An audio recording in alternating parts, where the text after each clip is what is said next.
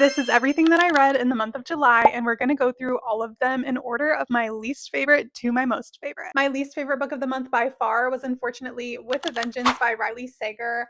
I really wanted to love this one, you guys. I did, but my heart just wasn't in it. I gave this a 2 stars. I'm sad to say that I also did not particularly enjoy The Alice Network by Kate Quinn. I gave this a 3 stars. I think the problem here was that I was just not in the mood for this when I read it. I'm so sad to say that The Poppy Fields by Nikki Erlick was also a major disappointment for me this month. Very interesting idea, and it had so much potential, but the execution was just not there. Problematic Summer Romance by Allie Hazelwood is my least favorite Allie Hazelwood book that I have read so far. I found it to be very boring, and the switching timelines just really didn't work for me. I give this one a 3 stars. Heartless by Elsie Silver. It was very entertaining and definitely had me hooked the entire time that I was reading it, but I just can't get past all of the cringy dialogue. Oh my god, if a man ever looked me dead in my eyes and said some of the things to me that Kate Eaton said to Willa, I would literally have to move across the country just to never see him again. I give it a 3.5 out of 5 stars, and I do think I'll be continuing on with this series. King of Ashes by S.A. Cosby was an incredibly gripping crime thriller. If you're a fan of Ozark, Breaking Bad, or Power, I think you would really enjoy this book. I definitely did. I gave it a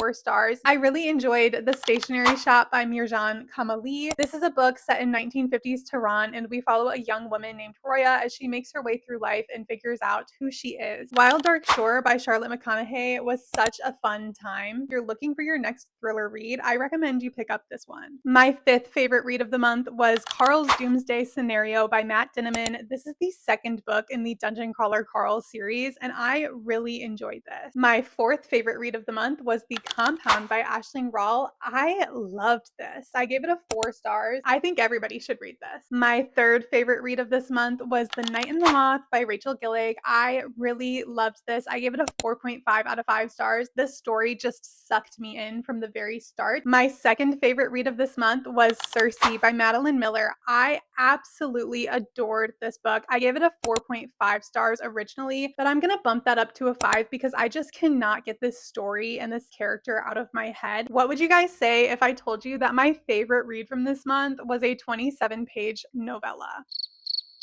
Yeah, Galatea by Madeline Miller is that girl. I decided to pick up this novella on a whim, and it was incredible. This is the best short story I have ever read. A very feminist and empowering story about a strong woman. This is a 45-minute audiobook.